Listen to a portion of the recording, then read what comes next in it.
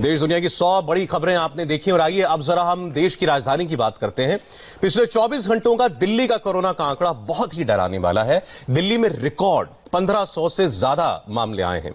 दिल्ली में मौत का आंकड़ा 600 के पार चला गया है। अब तक 606 लोगों की जान जा चुकी है, जबकि कुल केसेस की संख्या भी 23,000 के ऊपर है। तो दिल्ली में लगातार मामले बढ़ रहे हैं और लोगों की जान भी जा रही है। 1513 नए केस 24 घंटों के अंदर और ये रिकॉर्ड केसेस हैं। और आपको बता दें, पहली बार दिल्ली में 24 घंटों के अंदर नए संक्रमणों की संख्या जो है वो मुंबई से ऊपर पहुंच चुकी है। अब तक मुंबई में देश में सबसे ज्यादा मामले एक शहर से आते थे तो वो मुंबई था, लेकिन अब वो स्थान दिल्ली ने ले लिया है। आज हमारी कोशिश है कि दिल्ली की इस हालत पर हम बात करें। हमारे साथ दिल्ली के कई बड़े डॉक्टर्स, अस्पतालों के बहुत सीनियर डॉक्टर्स होंगे। हमारे साथ फिलहाल जुड़ रहे हैं डॉक्टर बलविंदर सिंह, एमएस हैं सफदरजंग हॉस्पिटल के। डॉक्टर साहब, स्वागत है आपका इंडिया टीवी पर। उम्मीद करता हूं मेरी आवाज आपको साफ मिल रही होगी। हाँ जी Saurabh ji, thank you very much. जी सर, मैं सुन सकता हूँ आपको। सर, दिल्ली वाले आपको सुन रहे हैं, देख रहे हैं और वो उनके सबके मन में एक ही सवाल है। मैं खुद दिल्ली में रहता हूं। दिल्ली में इतने मामले क्यों बढ़ रहे हैं? आपके अपने अस्पताल में कितने मामले रोजाना आ रहे हैं? 24 घंटे में रिकॉर्ड टूट गया, मुंबई के आगे निकल गई दिल्ली, 1500 से ज्यादा केसेस आ गए। हाँ जी, इस बारे में मैं एक ही बात बोलूंगा कि आपने पीछे थोड़ा देखा होगा कि सोशल डिस्टेंसिंग को बिल्कुल भी फॉलो अप नहीं हुआ है।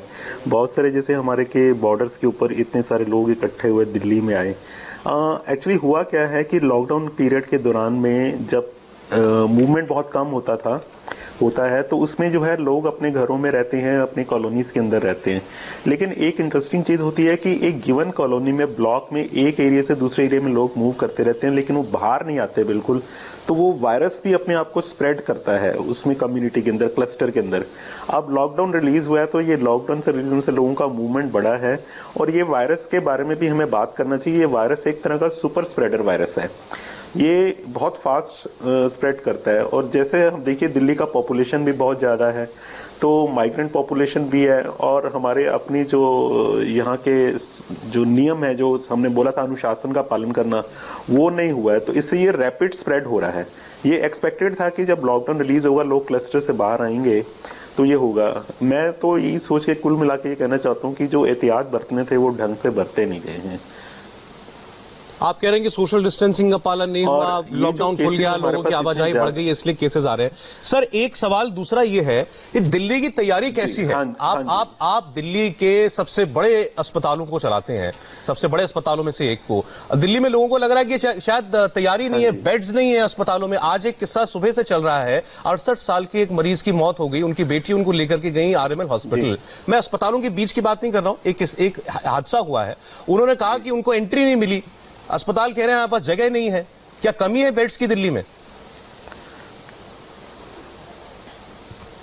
हाँ देखिए, बिल्कुल इसमें कोई दो राय नहीं है। सफदरजंग हॉस्पिटल में इस समय हमारी आईसीयूज बिल्कुल भर गई हैं और जनरल वार्ड्स के अंदर भी हमारे पास पेशेंट्स, बिल्कुल वो वार्ड्स हमारे फुल हो चुके हैं।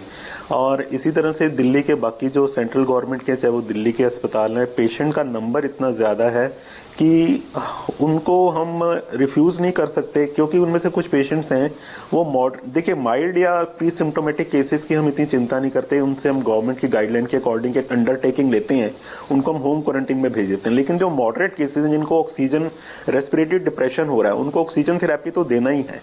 और कुछ लोग ऐसे सीरियस हैं, आ रहे हैं, जिनको चेस्ट का ऑलरेडी इन्फेक्शन, जिसको हम बोलते हैं सीवियर एक्यूट रेस्पिरेटरी इलनेस, सारी उनको कोविड का इन्फेक्शन हो रहे हैं। और जैसे ही देखिए सारी में क्या होता है कि चेस्ट का लंग फंक्शन जो है बहुत कंप्रोमाइज हो जाता है। और ये जो वायरस है कोरोना वायरस, ये भी जाके लंग्स को अटैक करता है। तो ऐसे पेशेंट्स का रिस्क टू लाइफ बहुत ज्यादा बढ़ जाता है। तो डेफिनेटली हमारे को इस समय केसेस का रेट ऑफ प्रोग्रेशन बहुत ज्यादा है। मैं थोड़ा सा चिंतित भी हूँ अपने हॉस्पिटल को लेके भी। इतने ज्यादा पेशेंट्स आ रहे हैं कि हमें समझ नहीं आ रहा कि हम कहाँ पे उनको एकोमोडेट करें। जहां तक तैयारी का सवाल है, मैं सोचता हूँ सभी अस्पतालों में तैयारी तो किया गया है, तैयारी में कोई कमी नहीं है। वेंटिलेटर्स हमारे पास आ गए हैं और वेंटिलेटर्स आ रहे हैं, मैन पावर इज एवरेज जो होना चाहिए है, लेकिन नंबर ऑफ पेशेंट्स बहुत ज्यादा है, तो we are not able to handle that particular crowd. Sir आप बड़ी गंभीर बात बता रहे हैं। अब मेरा सवाल ये है, मान लीजिए आपके अस्पताल में एक आदमी कोरोना का पॉजिटिव हो गया, वो आपके अस्पताल में आता है, उसकी तबीयत बिगड़ रही है, आपने कहा आपके आईसीयूज फुल हैं, आपके वार्ड्स फुल हो गए हैं, तो ऐसे में आप क्या करेंगे उस पेशेंट का? हाँ देखिए, उसमें जब आता है ना तो हम एंटर करता है जैसे पेशेंट, तो हमारे यहाँ एक टर्म होता है ट्राइजिंग। उसमें हम ट्राइजिंग में क्या होता है, जो सीरियस पेशेंट होता है हमारे पास इमीडिएट इमरजेंसी मेजर्स होते हैं, उसमें हमारे कुछ डेडिकेटेड बेड्स होते हैं, तो हम इमीडिएटली हम देर नहीं करते, पेपर वर्क भी नहीं करते हैं। मेरे अस्पताल के अंदर मैंने दिया हुआ है, एक इंस्ट्रक्शन दिया हुआ है कि हमें पेशेंट की लाइफ बहुत इंपॉर्टेंट है, उसको इमीडिएटली हम ट्राइजिंग में ले जाते हैं और जो इमरजेंसी आईसीयू हमारी बनी होती है उसमें उसको स्टेबलाइज करना शुरू करते हैं। जैसे वो पेशेंट स्टेबलाइज होता है फिर हम उसको किसी न किसी तरीके कोविड वार्ड में, कोविड ब्लॉक में जाके एडजस्ट करते हैं और पेपर वर्क साथ साथ होता रहता है। मतलब हमें इतनी as a medical superintendent sub division hospital, मेरे लिए सबसे बड़ा चिंता का विषय है कि ये जो बेड्स इतने नंबर बढ़ते जा रहे हैं, मैं क्या एकोमोडेट करूंगा। ट्राइजिंग में उसको स्टेबलाइज कर देते हैं हम, इमरजेंसी मेडिसिन देके, ऑक्सीजन थेरेपी देके, फिर उसके बाद हमें चैलेंज आता है where to admit this patient. But हम कोशिश में लगे हुए हैं, जितना हो सकता है उतना कर रहे हैं और आगे भी करेंगे। सर एक अगर आप ये भी बता सकें कि आपके अपने हॉस्पिटल में अभी तक कोरोना रिलेटेड डेथ्स कितनी हुई हैं?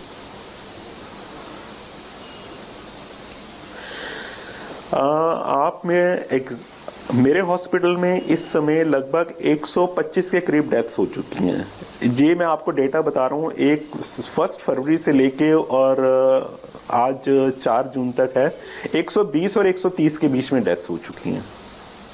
सर कई खबरें ऐसी भी आई हैं कि जैसे एक और बड़े अस्पताल के बाहर एक रेफ्रिजरेटेड कंटेनर रखना पड़ा क्योंकि मॉर्चरीज भर रही हैं। तो जो मुंबई से तस्वीरें जैसे बीच में आती थी कि वार्ड के अंदर ही रखी हुई है डेड बॉडी या कहीं कॉरिडोर के अंदर बहुत सारी लाशें रखी हुई हैं, दिल्ली में क्या कोई ऐसा संकट है दिल्ली के सरकारी अस्पतालों में, आपके हॉस्पिटल में?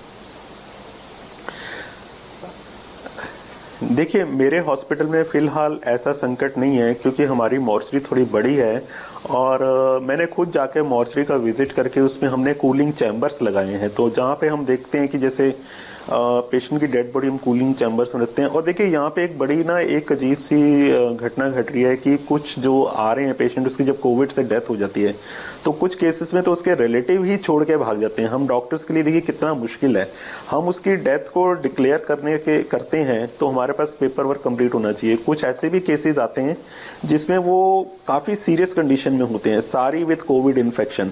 अब इन केसेस में क्या होता है कि रिपोर्ट आने में, अब पहले तो रिपोर्ट आने में समय ज्यादा लगता था, अब तो हमने सफदरजंग अस्पताल में अपनी लैब एस्टेब्लिश कर लिया, हमारे पास सेकेंड डे रिपोर्ट आ जाता है।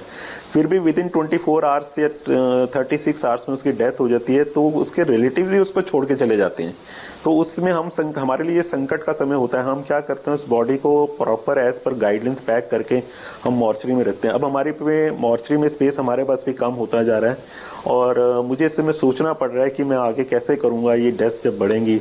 हम साथ ही साथ बॉडीज भी क्लियर करते हैं, लेकिन जो डेथ रेट जिस तरह से बढ़ रहा है डेफिनेटली मेरे लिए चिंता का विषय है, लेकिन अपनी तरफ से हम पूरी कोशिश कर रहे हैं कि हम जितना अच्छे से अच्छा कर सके हम करेंगे। सर दिल्ली में क्या आपको लगता है कि जो जितने मामले हैं और जितनी मौतें हो रही हैं, ये मौत का रेशियो ज्यादा है, डेंजरस है? नहीं, देखिए दिल्ली का इसमें कंपैरिजन करने के 2 तरीके होते हैं। एक तो होता है कि आप अपना सिर्फ एब्सोल्यूट कंपैरिजन करें आज का और पास्ट में कैसे चलता है सिचुएशन। एक होता है दूसरा इंटर स्टेट कंपैरिजन करें। अगर हम ध्यान से देखें तो महाराष्ट्र, गुजरात में डेथ रेट बहुत हाई है और दिल्ली का इस समय ऑलमोस्ट नंबर 3 पे आ चुका है। दिल्ली में डेथ रेट हाई है, डेफिनेटली हाई है और इसका मेन कारण ये है, इसका सबसे इंपॉर्टेंट कारण ऐसा नहीं कि हमारी प्रिपरेशन नहीं है, भारत सरकार ने, दिल्ली सरकार ने, हमने पूरे प्रबंध किए हैं, लेकिन पॉपुलेशन मूवमेंट बहुत ज्यादा है।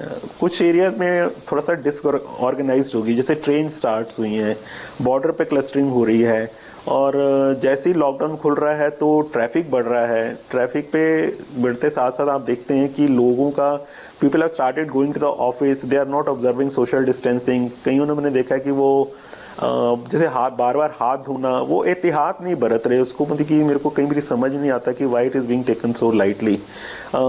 इसमें थोड़ा सा हमें फिर से एक पॉपुलेशन को हमें आपके माध्यम से मैं कहना चाहता हूँ कि प्लीज अपने हाथों को बार बार धोइएगा, कम से कम आधे पौने घंटे में एक बार हाथ धोइएगा, मास्क अच्छे से पहनिएगा, टाइट फिटिंग मास्क पहनिएगा और सोशल डिस्टेंसिंग का पालन करिएगा, तभी हमारे को थोड़ा सा ये रहेगा कि प्रोग्रेशन रेट है जो वो कम हो सकता है। लेकिन इस समय डेफिनेटली बढ़ रहा है। सर मेरे लिए तो आपने आज जो बातें बताई बहुत ज्यादा इंपॉर्टेंट है। आपने बताया कि अस्पताल के अंदर जो है मरीजों की तादाद बहुत ज्यादा है, वार्ड्स फुल हो रहे हैं, आईसीयू फुल हो रहे हैं और मरीज लगातार बढ़ रहे हैं। ये बहुत ज्यादा चिंता की बात है। एक बात दूसरी और ये है कि दिल्ली की सरकार वो होम क्वारंटीन पर बहुत जोर दे रही है कि भाई जिनको बहुत ज्यादा सिम्टम्स नहीं है, माइल्ड केसेस जो हैं वो अपने घरों में ही रहें।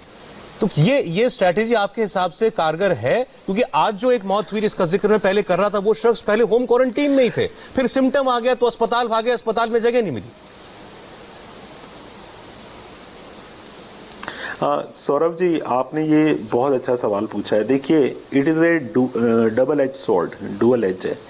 हम होम क्वारंटीन क्यों एडवाइस करते हैं? माइल्ड केसेस के अंदर क्या होता है या प्री सिम्टोमेटिक केसेस में होता है कि मोर्टेलिटी डेथ रेट ज्यादा नहीं होता और पेशेंट जो है उसको हम होम क्वारंटाइन एडवाइस करते हैं। लेकिन हम जब उसको होम क्वारंटाइन देते हैं तो उससे देखिए हम एक अंडरटेकिंग लेते हैं। अंडरटेकिंग क्या होती है कि हाँ, जो उसको हम नियम बता रहे हैं उसका पालन करेगा। वो अंडरटेकिंग दे के चले जाते हैं, लेकिन जाके उनको जो बेसिक वो जो नियम है, जो शासन में रहना है, वो अनुशासन में नहीं रहते।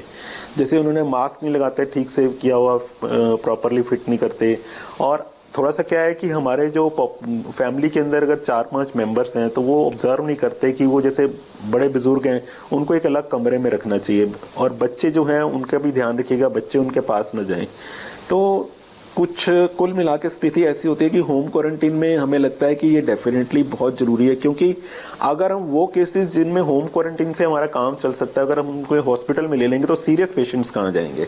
मतलब कि मैं आपके क्वेश्चन बहुत इंपॉर्टेंट क्वेश्चन है, इससे एक मैसेज देना चाहता हूँ कि देखिए, अगर आपकी तबीयत ज्यादा खराब नहीं है और डॉक्टर आपको कहता है कि होम क्वारंटीन में रहें, तो प्लीज अपने घर में जाके अपने हाथ बार बार धोएं, मास्क लगाएं और अपने आप को सोशल डिस्टेंसिंग का पालन करें। जितनी भी एहतियात बताएंगे वो एहतियात बरतें ताकि हमारे फैमिली के बाकी लोग पॉजिटिव ना हो जाएं। क्योंकि अगर सारे लोग पॉजिटिव हो जाएंगे तो इतना पैनिक रिएक्शन हो जाता है फैमिली में कि they start rushing to the hospital. फिर हमारे लिए एक और चैलेंज आता है कि उसमें से कुछ ऐसे हैं जो मिडिल एज के होते हैं या उनको रेस्पिरेटरी फेलियर होता है या उनको कोई और कोमॉर्बिडिटी होती है, हाइपरटेंशन होती है, ब्लड प्रेशर होता है, तो हमारे लिए और चिंता है। हम कहते हैं कि देखिए इसको कोमॉर्बिडिटी है, डायबिटीज है, हाइपरटेंशन है या कोरोनरी आर्टरी डिसीज है, तो हम उसको ऑब्जर्व भी करना चाहते हैं। तो फिर उसको हम थोड़ी देर के लिए रखते हैं अपने पास, 4 या 5 दिन रखते हैं। अगर वो स्टेबल रहता है तो फिर हम उसको डिस्चार्ज कर देते हैं। Home quarantine is very important. अगर आपने पेशेंट्स को लाइक हॉस्पिटल में जगह रखनी है उन पेशेंट्स के लिए जो सीरियस होते हैं या बहुत सीरियसली इल हो जाते हैं, जो मतलब कि मौत की कगार की तरफ जाते हैं, उनके लिए हम जगह रखनी चाहते हैं। तो सरकार की ये पॉलिसी बिल्कुल ठीक है, होम क्वारंटीन होना चाहिए और वही से ही हमें थोड़ा मिलेगा, एक स्पेस मिलेगा उन पेशेंट्स को ट्रीट करने के लिए जिनकी तबीयत खराब रहती है। जी सर, आपकी बातों से जो सार निकला वो ये है कि दिल्ली के अंदर मामले खतरनाक तरीके से बढ़ रहे हैं। लोगों को सोशल डिस्टेंसिंग का अब बहुत सख्ती से पालन करना चाहिए अगर इस कोरोना वायरस के प्रसार पर जो है अगर हमें रोक लगानी है। और दिल्ली का जो स्वास्थ्य सिस्टम है अस्पतालों का, वो स्ट्रेस में आ रहा है धीरे धीरे। उससे बचाव का तरीका यह है कि जिसको होम क्वारंटीन, जितने लोग हो सकते होम क्वारंटीन हो, लेकिन वो सारी हिदायतों का पालन करें। शुक्रिया डॉक्टर साहब, डॉक्टर सिंह, हमसे बात करने के लिए। आपके लिए महत्वपूर्ण समय है ये, बहुत बहुत शुक्रिया सर। ये थे